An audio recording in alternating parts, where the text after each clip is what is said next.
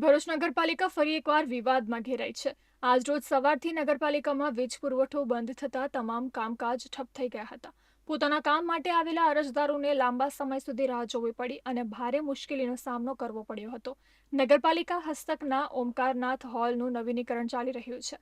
ત્યાં સ્થાપિત કરાયેલા જનરેટર 8 મહિના અગાઉ પાલિકામાં મૂકવામાં આવ્યું હોવા છતાં હજુ સુધી વહીવટી મંજૂરી ન મળતા તે માત્ર શોભાના ગાંઠિયા સમાન બનીને રહ્યું છે।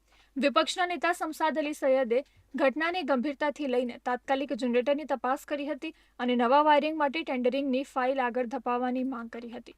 તેમનો આરોપ છે કે જીઈબી વારંવાર શટડાઉન કરી વીજ પુરવઠો બંધ કરે છે, છતાં નગરપાલિકા પોતાનું જનરેટર કાર્યક્ષમ કરવા માટે પગલાં લેતી નથી અને તેનો ભોગ અરજદારોએ બનવું પડે છે।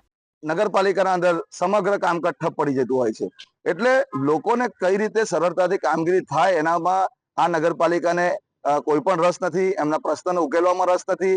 પ્રશ્ન કઈ રીતે ઉભા કરવા એના અંદર જ એમને રસ છે। પ્રજા કઈ રીતે હેરાન પરેશાન થાય એમાં જ એમને રસ છે। આજે અમે તાત્કાલિક અહીંયા આવીને આપણે જનરેટર ચેક કર્યું। જનરેટરના કેબલો પણ છૂટા છે, કોઈ જોઈન્ટ આપવામાં આવ્યું નથી। એટલે નગરપાલિકાના તંત્રને કહેવા માંગીએ છીએ કે લોકોના કહી શકાય કે મહત્વનું આજે નગરપાલિકા છે। નગરપાલિકામાં લોકો પ્રશ્ન લઈને આવતા હોય ત્યારે લાઇટ ન હોવાના કારણે એમને પાછું જવું પડતું હોય છે। એટલે તાત્કાલિક ધોરણે આને ટેન્ડર કરીને જે કંઈ બી પ્રોસેસ છે પૂર્ણ કરવામાં આવે।